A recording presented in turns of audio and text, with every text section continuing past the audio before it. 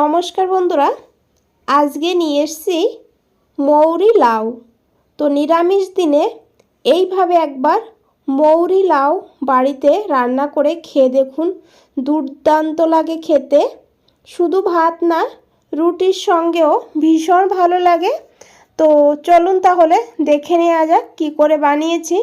তো প্রথমেই এখানে আমি একটা লাউ নিয়েছি। তো লাউটাকে এখন খুব ভালো করে ছুলে নিতে হবে। আর ছুলে নেওয়ার পর লাউটাকে এইভাবে কেটে নিতে হবে। এইভাবে একটু পাতলা করে কেটে নিতে হবে লাউটাকে। তো দেখুন বন্ধুরা, এখানে সব লাউটাকেই কেটে নিয়েছি। আর এখন লাউটাকে একবার ধুয়ে নেব। তো লাউটাকে ধুয়ে সাইডে রেখে দিতে হবে। এখানে একটা মশলা করব, তার জন্য একটা প্যান বসিয়েছি। প্যানটা গরম করে দিতে হবে 1.5 চামচ মৌরি, আর দিয়ে দিতে হবে এখানে 2টো এলাচ, আর ছোট ছোট 3 টুকরো দারচিনি, আর দিয়ে দিতে হবে এখানে গোবিন্দভোগ চাল। এখানে আমি 2 চামচ গোবিন্দভোগ চাল ভালো করে ধুয়ে শুকিয়ে নিয়েছি। আর এই সময় গ্যাসের ফ্লেমটা লোতে রেখেই সমস্ত কিছু দিতে হবে। গ্যাসের ফ্লেমটা হাইতে করে দিলে তাহলে কিন্তু খুব তাড়াতাড়ি এইগুলো পুড়ে যাবে। তো এইভাবে লো ফ্লেমে কিছু সময় ভেজে নিতে হবে। খুব বেশি টাইম লাগবে না, 1 মিনিট এইভাবে ভেজে নিলেই খুব ভালোভাবে চালটা ভাজা হয়ে যাবে আর মৌরিটাও ভাজা হয়ে যাবে। তারপরে এখানে দিতে হবে রাঁধুনি। এখানে 1/2 চামচ রাঁধুনি নিয়েছি।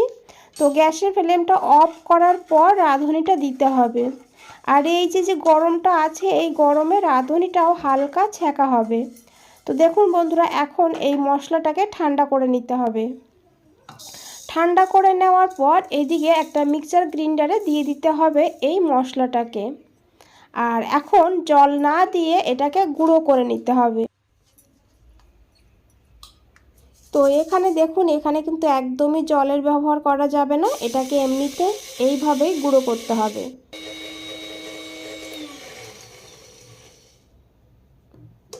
তো দেখুন বন্ধুরা, গুঁড়ো করে নিয়েছি। আর এখন এই পাউডারটাকে রেখে দিতে হবে একটা পাত্রে। আর এখন এই মশলাটাকে বন্ধুরা ঢেকে রাখতে হবে।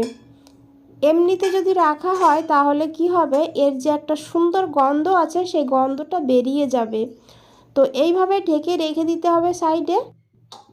আর এখানে এই জারেই দিতে হবে আদা।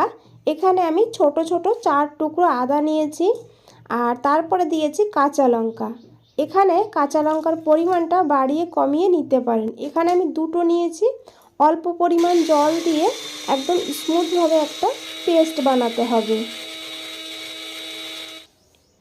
তো দেখুন বন্ধুরা, এইভাবেই পেস্টটা করে নিতে হবে। আর এখন এটাকেও সাইডে রেখে দিতে হবে। আর এদিকে লাউগুলোকে নিয়ে নিয়েছি। দেখুন, লাউগুলোকে এইভাবেই কেটে নিতে হবে।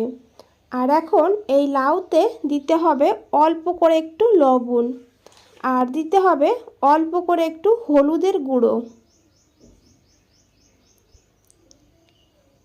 আর দিয়ে দিতে হবে সামান্য পরিমাণ লাল লঙ্কার গুঁড়ো। একদম সামান্য দিতে হবে। এখানে লাল লঙ্কার গুঁড়োটা দিলে তাহলে খুব ভালোভাবে এই লাউয়ের ভেতরে ঝালটা ঢুকবে। তো তারপরে এইভাবে হাত দিয়ে খুব ভালো করে মেখে নিতে হবে। তো দেখুন বন্ধুরা, এইভাবে মেখে নেওয়ার পর এখন সাইডে রেখে দিতে হবে। আর এদিকে এই প্যানেই দিতে হবে 1 চামচ সর্ষের তেল। তেলটাকে ভালো করে গরম করে নিতে হবে। তারপরে দিতে হবে এখানে ম্যারিনেট করে রাখা লাউগুলো। আর লাউগুলোকে দেওয়ার পর গ্যাসের ফ্লেমটা মিডিয়ামেই রাখতে হবে। মিডিয়ামে রেখে এইভাবে 2 মিনিট লাউটাকে ভেজে নিতে হবে।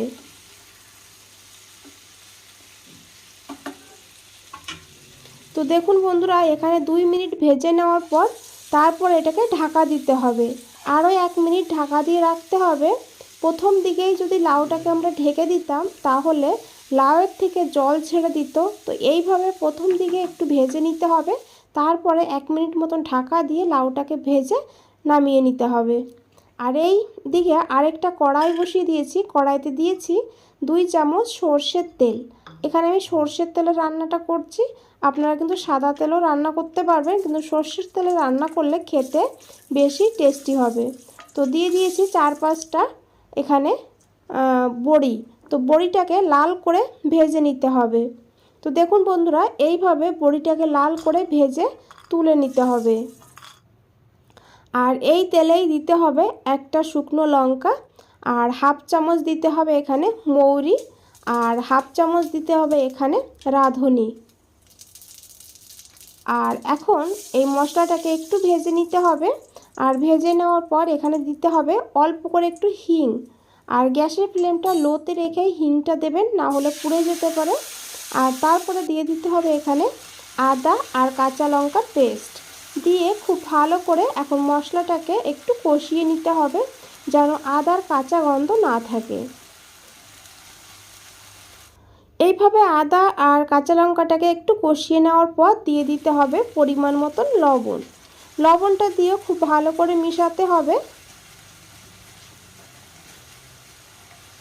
আর এইভাবে মিশিয়ে নেওয়ার পর এখানে দিতে হবে 1/4 চামচ হলুদের গুঁড়ো। হলুদের গুঁড়োটা দিয়েও খুব ভালো করে মিশাতে হবে। আর এইভাবে মিশিয়ে নেওয়ার পর এখানে দিতে হবে জল। অল্প করে একটু জল দিয়ে দিতে হবে। আর জলটা দিয়ে এখন আরও কিছু সময় মশলাটাকে কষিয়ে নিতে হবে। যখন দেখবেন এইভাবে মশলার থেকে তেল ছেড়ে দিয়েছে, তখন এখানে দিতে হবে চাল আর মৌরি গুঁড়ো। আমরা যে চাল মৌরি আর রাঁধুনিটাকে ভেজে গুঁড়ো করে নিয়েছি, সেই গুঁড়োটাই দিয়ে দিতে হবে। এখানে 3 চামচ হয়েছে, পুরোটাই দিয়ে দিয়েছি। তো দিয়ে খুব ভালো করে মশলার সঙ্গে মিশিয়ে নিতে হবে। যেহেতু এখানে চাল দেওয়া আছে, তার জন্য এটা কিন্তু দলা হয়ে যাবে। তো অল্প করে একটু জল দিতে হবে। জল দিয়ে এইভাবে মশলাটাকে খুব ভালো করে কষাতে হবে। তো দেখুন বন্ধুরা, আমি 1 মিনিটের জন্য ঢাকা দিয়ে দিয়েছিলাম লো ফ্লেমে। 1 মিনিট পর ঢাকনাটা খুলে নিয়েছি। আর মশলাটা কিন্তু বেশ আমাদের কষানো হয়ে গিয়েছে। আর এখন দিতে হবে এখানে ভেজে রাখা লাউগুলো। আর লাউগুলোকে দেওয়ার পর খুব ভালো করে মিশিয়ে নিতে হবে। এইভাবে মিশিয়ে নেওয়ার পর দিয়ে দিতে হবে খুবই অল্প পরিমাণ চিনি। চিনিটা এখানে যদি আপনাদের পছন্দ হয় মিষ্টি, তাহলে অবশ্যই দেবেন। আর যদি পছন্দ না হয়, না দিলেও হবে। আর তারপরে মিশিয়ে নেওয়ার পর দিতে হবে জল। এখানে অবশ্যই গরম জল ব্যবহার করবেন।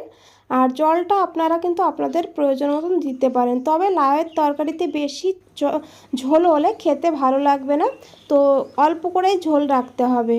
তো তারপরে দিয়ে দিয়েছি 2টো কাঁচা লঙ্কা আর ভেজে রাখা বড়ি। ভালো করে মিশিয়ে ঢাকা দিয়ে 5 মিনিট মিডিয়াম ফ্লেমে রান্না করে নিয়েছি। 5 মিনিট পর ঢাকনাটা খুলে নিয়েছি আর আমাদের রান্নাটা হয়ে গিয়েছে। এই যে ঝোলটা দেখছেন, এটা কিন্তু ঠান্ডা হওয়ার পর আর একটু টেনে যাবে। তো দিয়ে দিয়েছি কিছু ধনেপাতা কুচি, দিয়ে খুব ভালো করে মিশিয়ে নিলেই কিন্তু আমাদের লাউয়ের তরকারি রেডি। বন্ধুরা, এইভাবে একবার লাউয়ের নিরামিষ বাড়িতে বানিয়ে খেয়ে দেখুন, দুর্দান্ত লাগে খেতে। আর বন্ধুরা, যদি রেসিপিটা একটু ভালো লেগে থাকে, একটা লাইক দিয়ে দেবেন। আর নতুন বন্ধুদের বলছি, চ্যানেলটা সাবস্ক্রাইব করে পাশে থাকবেন আর আমাকে এগিয়ে যেতে সাহায্য করবেন।